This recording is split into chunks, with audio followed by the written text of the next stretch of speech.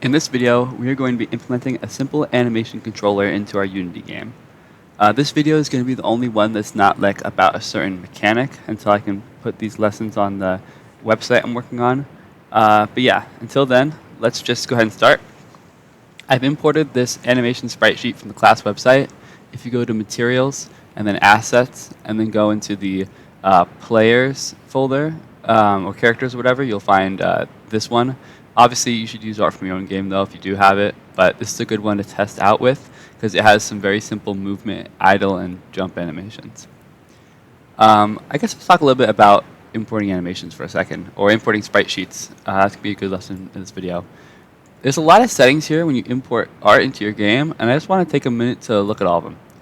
First of all, you'll notice when I click on this, that it's actually already identified each of the different sprites, but it might not do the best job at this.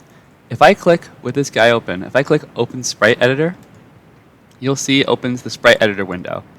I'm going to drag the tab here and move it next to the game window so it can be all nice and big. And then, little tip, if you double click any window tab, it'll open it in full screen. And you can double click to do it again. You can also press Shift Space to open any tab in full screen. The reason I want to look at this before we talk about anything is because notice that the boxes kind of like change a little bit. That's not what we want. The boxes should be flush. So if I drew another box down here, they should all line up at the bottom, which in this one they do. But with this one, for example, oh, they also do. Never mind. It actually did a pretty good job. But still, I'm going to show you how to manually slice a sprite sheet anyways. Before you do that, I want to show you the settings for a sprite sheet. On the right side, we have the texture type, which should almost always be Sprite 2D and UI. The sprite mode, which should be single if the picture only has one sprite in it, and multiple if it has multiple like this one does. There's a bunch of other settings here. We're going to ignore these ones. Advanced has some settings you can mess with if your image transparency isn't working right. Wrap mode is for if your image loops, if it loops edge to edge, which this one doesn't. Filter mode is another important one. You'll notice that the character is pretty blurry. That's because it's taking what is a very small image and it's upscaling it using a bilinear algorithm, which looks very, very good for anything that isn't pixel art. So what we're going to do is change the filter mode from bilinear to point no filter, which is the equivalent of something like nearest neighbor in Photoshop. With that selected, I'm going to click apply, and we'll see it becomes much smoother and crisper. One weird thing though is the colors are actually off a little bit, like this color right here. That's because by default, Unity will compress the art a little bit, which we do not want for pixel art. Really for any art probably, but for pixel art especially, because it'll add these weird artifacts. So I'm going to skip explaining these next few and go down the one that says compression and change it from normal quality to none, and then click apply. And you'll see the colors got fixed. In high quality, low quality should be even worse than what the default was, which was normal quality, or in this case, it's the exact same. But yeah, always do non-compression pixel art. You don't need to compress your pixel art. I guarantee you guys' game file sizes are not going to be huge. Anyways, now that this guy is selected and everything's good, we're going to slice the sprite sheet. So with the sprite editor open, I'm going to click the slice button. And then right now we have automatic slicing going on. Or I guess something a little different. So when I click slice, let's see what happens when I click automatic. And then make sure you click the slice button. This will automatically draw a box around the player. And each part that's separated by transparent pixels. There's a little bit going on there. That's why it's so big. This has issues. For example, you can see that it kind of combined these two and these two. And yeah, some of it just looks a little off. So we're going to change it from automatic to grid by cell size. We have to know how many, so there's two options here. Grid by cell size, grid by cell count. Grid by cell size is useful if you know how big each tile is.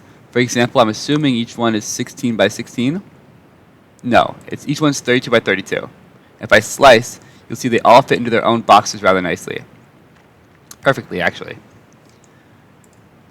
And then there's grid by cell count, and that's if you know how many pieces of art there is. In this case, there's 8 pieces of art wide, 8 pieces tall, so I could do 8 and 8. Or I guess it's only 7 tall. Or 9? Yeah, there we go. So this one's 8 by 9.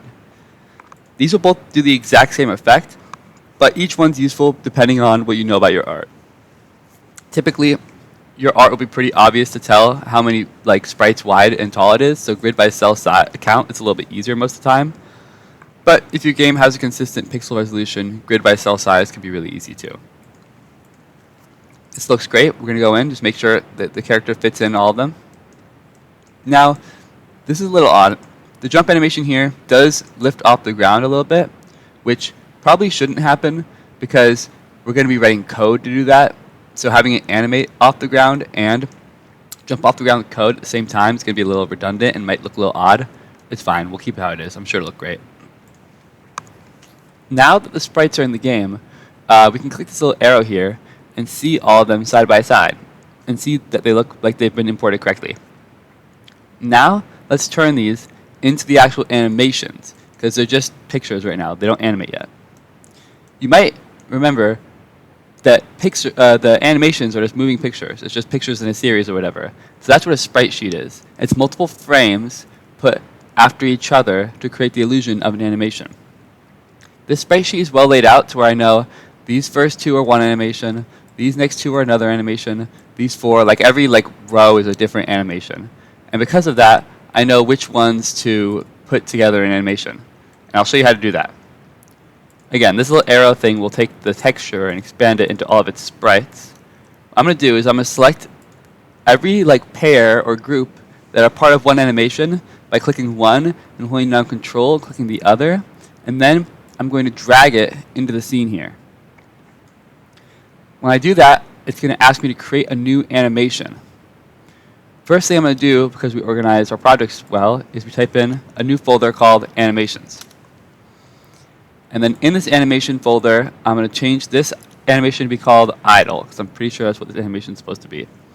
And then click Save. Now it's really tiny, but if we zoom in, we see we have a little character. He's not animated because the game's not playing, but they have an animator component on them. So we actually know that this worked. Now let's test it out, but not make them super tiny first. Click on the original sprite sheet here, and in it, under Sprite Mode Multiple, there's a setting called Pixels per Unit. This defines how big the sprite is in the world, and we want to make sure that the character takes up exactly 1 unit. Pixels per unit means that each pixel in the sprite will take up 1 unit in the world. So for example, if I type in 1, our character was 32 by 32, so they should be 32 pixels wide and 32 pixels tall. And that's including this extra white space in the edges. Very big. So since our character is 32 pixels wide, that means if we set our pixels per unit to 32, they'll be exactly 1 unit wide, again, including white space. We'll see they take up the unit perfectly now. This is exactly what we want. Let's go ahead. Actually, they're really tiny. They're really, really tiny. Let's try 16. The smaller you go, the bigger the character gets. Yeah, the character art is just small. I think 16 looks good for this one, though. What did I just forget? Was it actually 16 by 16? I just forgot. I can't remember.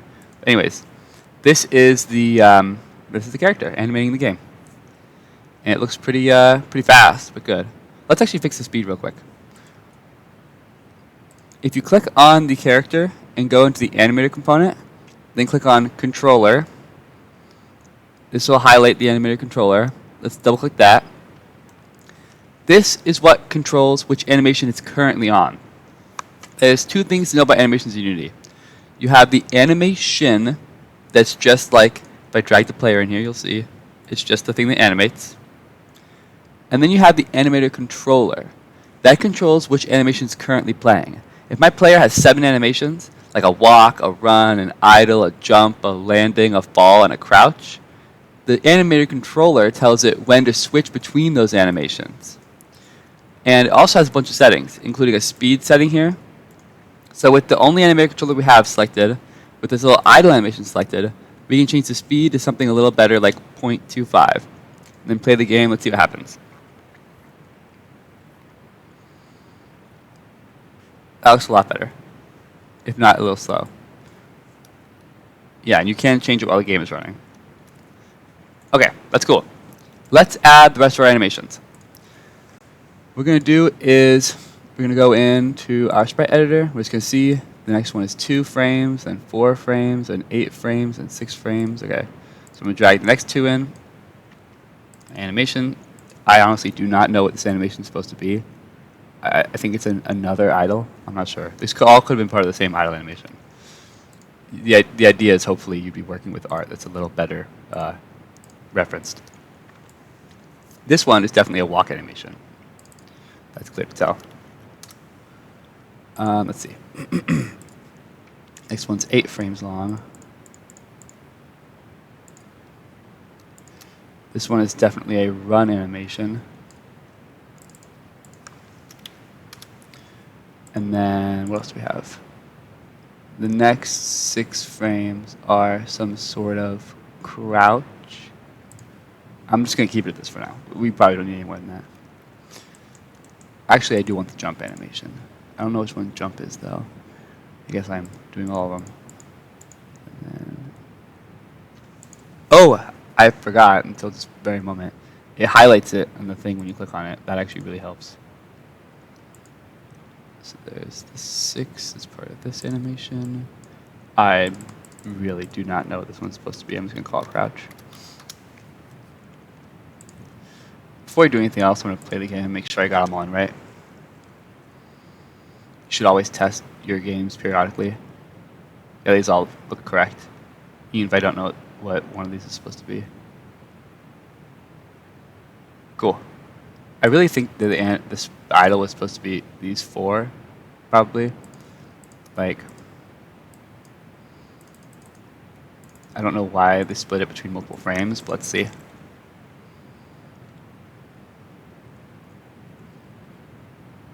Yeah, it's definitely supposed to be those 4. I don't know why they split it between multiple frames.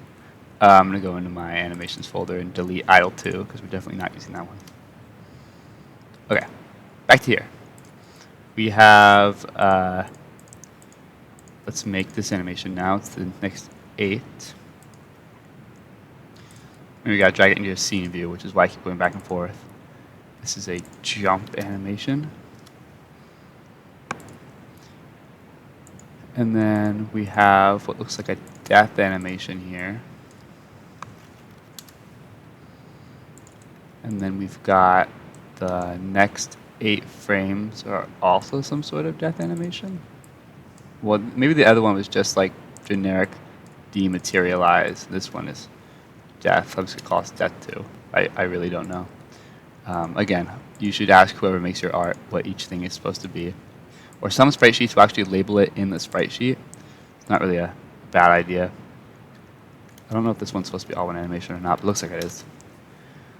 Let's play the game real quick, see how they all look. Gotta test it before we do anything else with it. Okay, yeah, that was supposed to be all one. There's a little bit of a glitch at the edge here, but that has to do more with the animation rather than how we implemented it. Okay, yeah, this one is definitely, let me go back. The death one I thought was death is definitely, where did it go? The one that I thought was death is definitely more actually like a, why can't I drag it in? Trying to drag it into my animation folder, it just won't let me. Even after I, 1 second. That was weird. Okay. Definitely, I'm just gonna call it disappear. And then the one I'm calling death 2, I'll call that. Okay, and here's the thing. Remember I said, these are the animations. And then the other things, the animator controller, the controller animation I'm on, you should only have one animator controller, and that's going to control all the animations. So what I'm going to do is I'm actually going to delete all the animator controllers that were made by default. That's the one with the little squares. We want to keep the triangles. The triangles represent animation motions, or in this case, an animation clip. Animation motions like a generic way to refer to the animations in Unity, because there are animations that are not composed of sprite sheets, but animation clips are. So these little triangles, the clips, the motions, whatever, we want to keep them. And then I'm going to delete. It's back. I really don't know how that happened. Anyways, it's because I was moving it in the File Explorer. I was being weird about it. Let's see. If you can't see a preview at the bottom right, you can just drag a game object with a sprite renderer in, and then you can see the preview. So I'm just going to preview all these down here, make sure nothing broke, specifically with the death animation. Okay, yeah, disappear broke. Yeah, just 'cause I was moving things around a lot. By that I mean one single file. I don't know how that happened, but let's just fix that real quick. Disappear was the one with these 3 frames, or maybe 4 actually. Let me open up the sprite editor here. Nope, just 3. Oh no, it was 4, but it's like hard to see that last one. So it's maybe a good thing that I messed it up anyways. Oh my goodness. Yeah. And then again, we don't care about the animator controller. So now we have 4 animations. So, sorry, 4 sprites in this animation, and we have 8 animations. Let's take all the ones that were made for us here and delete them, because we want to put it on our player, obviously. But first, actually, yeah, let's do it. We're going to click on the player, and among whatever components you already have, we're going to do add component and type in animator. The animator component will take an animator controller, which again controls a bunch of animations. So you'll see this as none. Let's make one. Let's right click in our animations folder and then click create animation animator controller. We'll call this player. Now, with the player animator selected, we're going to drag our controller into the slot that says none runtime animator controller. Now the next thing we have to do is open up the animator controller and set it up with our animations. We have 8 of them in here, so let's throw them in. We're going to start with the idle, because the first one we throw in, it's going to become the default state. You can always change the default state by right-clicking a state and click set layer as layer default, but it's just, let's save time, just put idle in first. Let's go ahead and drag in our walk animation, and then our run animation, and then our jump animation, then our disappear animation, then our depth animation, then our crouch animation, and then our attack animation. We can see conceptually now that this animator controller is going to be kind of like a web or a graph. It has all of these animations already in it, and we're just going to tell it like when to switch between which one. Let's put idle right there, just organizing it a little bit. So let's talk about how this works. Animator controller is a state machine, or a finite state machine. What a finite state machine is basically says this object or concept or whatever can be in one state at any given time. Think about like an enemy.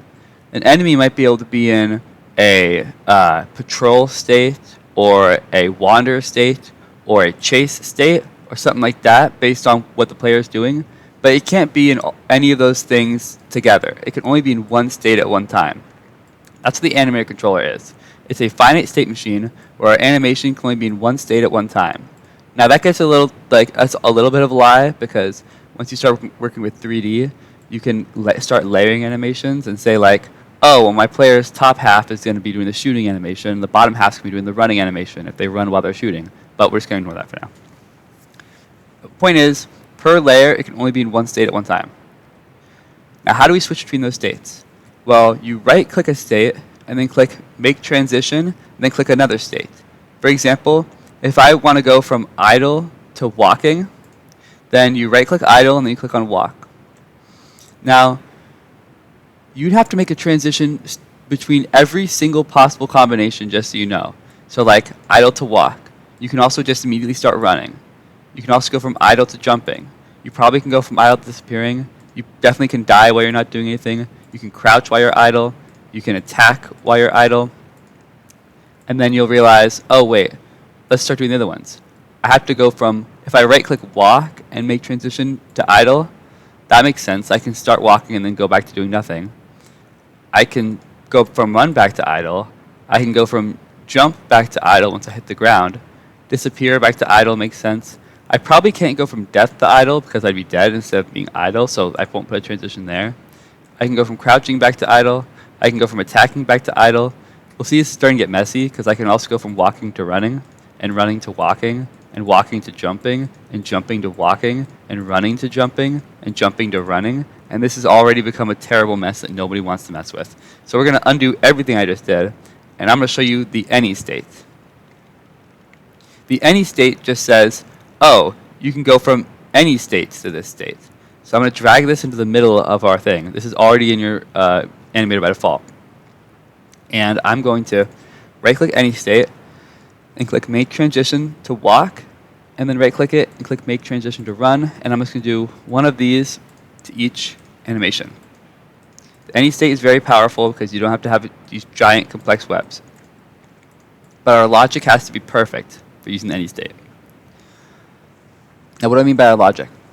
Our logic is actually what defines when we transition. Because you can make a transition from idle to walk and from idle to run, but you have to tell it when to transition. It's not just going to magically know. You have to say what has to be true for you to be walking versus running versus jumping versus not doing anything. So let's talk about animator parameters, because these are going to be what defines it. In our parameters, we can click this button here. There's 4 types of variables we can make an animator: a float, an int, a bool, and a trigger. Floats and ints are good for things that are numeric. For example, the direction you're moving in, how fast you're moving, stuff like that. Bool is good for things that can be true, like are you currently crouching? Are you currently like in the air? Something like that. Trigger is good for things like actions that just happen. Like I hit the jump button, I'm jumping. Oh, I hit the attack button, I'm attacking. Stuff like that. So what I'm going to do is I'm going to make one bool for if we're grounded, and then one trigger for attack. I'll make a trigger for jump. I'll make a bool for if we're crouching. I'm realizing the time's getting really short here. I'm going to make a trigger for dying. I'm going to make a float for our speed. And I'll make a bool for disappearing. And we'll call it at that for now. And that's enough. So now what we're going to do is click on each of these transitions, and we're going to make sure that it's logical and sound. So let's start with the attack animation. We have settings here, and we have conditions here. So let's look at the settings. By default, our transition duration is 0.25. That means it's going to take a quarter of a second to do the transition, which we don't want. We want it to be instant. So we're going to click 0, and then we'll see everything else looks good. We have a setting called Can Transition to Self. That means, can I transition to the attack animation while I'm already attacking? I would say we should keep this as a yes, because if the player spams the button, we want to look at the spamming the attack. We don't want the attack just to like be there but not visually. So we're going to keep that one checked. And then we're going to go into our conditions here, click the plus button, and look for our attack trigger. Now whenever the trigger attack happens, we'll go from whenever state we're already in to our attack state. We're going to set up a few more of these, and then I'll show you. Actually, the only reason I don't want to test it right now is I think the player's animation is going to go crazy. Let's just see first. I might be wrong. So if we test the game, we'll see that the player's in the idle, that's the default. I'm going to open the animator window on the right and the game window on the left, because I want to show you something. With the player selected, it'll actually show you the current state the animator is in. This is really good for debugging. You can also see the current value of all these variables. You can also modify the value of any of these variables so we can test things out. So let's test out our attack trigger. If I click this, because of the transition duration we set up, that's based on this attack condition, it should transition to the attack state. And we see that it's doing that. It's never going back to idle though, so we should add a really quick condition to go back. So let's open the animator back in its own window. Let's add a transition from attack to idle. And this one is not going to have a condition, because this one only happens after the animation's finished. To do that, we're going to keep has exit time checked and set the exit time to 1 to mean that once the animation's 100% finished playing, we're going to go to the next animation. And then set transition duration to 0 again. In the preview, we can see that it'll do the attack animation, and then once it's finished, go into the idle animation. It's very smooth because of how the sprite sheet's set up. Let's tackle a couple more of these, and then I'll make a part 2 about actually putting this in code. Let's do the crouch one. We want to be crouching if our is crouching bool is true. So if this is checked, we should be crouching. If it's unchecked, we shouldn't be crouching. So let's say is crouching true, transition duration 0, and then what we're going to do is we're actually not going to have transition to self, because what this would do is it would infinitely try transitioning to itself while it's already in the own animation. As a good rule of thumb, if your animation condition is controlled by a trigger, can transition to self should be checked, and if it's controlled by a bool or anything else, it should be unchecked. Let's just do all these kind of rapid. Death is going to be a trigger, so we're going to have transition to self checked.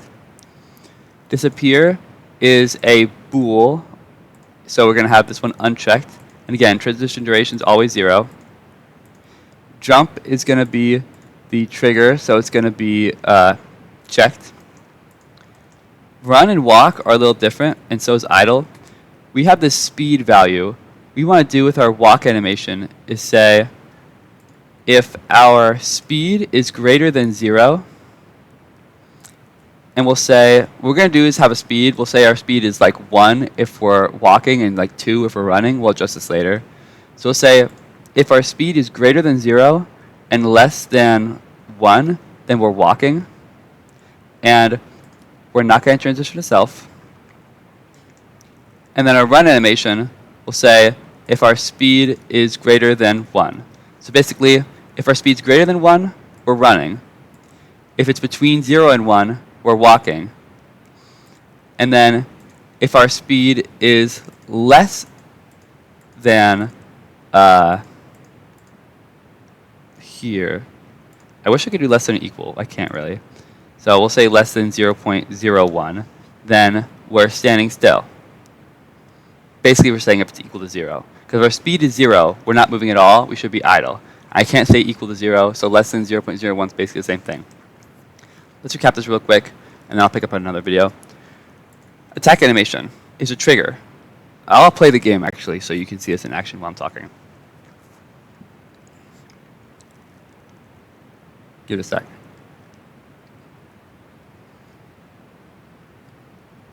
Wow, it's taking forever.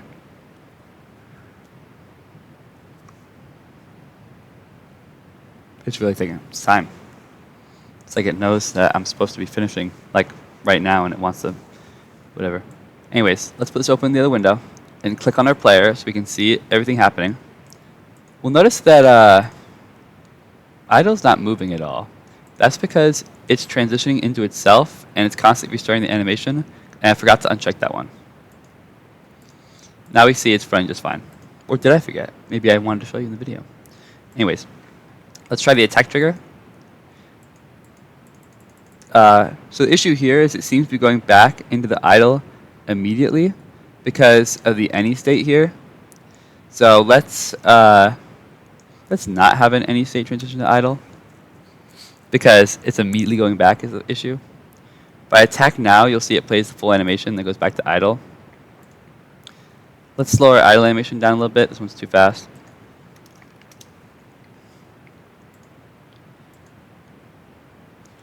Now, let's check out our death animation. That one's good, but you'll notice that it's looping because it's not going anywhere else. Let's click on the death motion here, the animation here, and then uncheck loop time. This will make it so the animation doesn't loop once it ends, but it doesn't update while we're playing the game. Let's try our crouch animation. This is a Boolean here. This one's a little odd because it contains both the crouch and uncrouch, but it is working properly. Let's try the jump. The jump one seems to work well. This one's also looping, so let's also go in here and then uncheck loop time. In fact, let's do it really quickly for any of these. Attack should not have loop time checked. Crouch should not have loop time checked. Death shouldn't have it checked. Disappear shouldn't have it checked. For most actions, you want it to be unchecked. And for most like states, like idle or run, you do want it checked. Okay. And then, since this video is getting a little bit long, and since class is about to start, I'm going to make the rest of this in a part 2 where I show you how to put this in the code, and then we're going to clean this up a little bit. But if you're watching this in class and you're ready for just putting in the code, just let me know and I'll help you with that part. But yeah, thanks for watching. I'll see you in the part 2.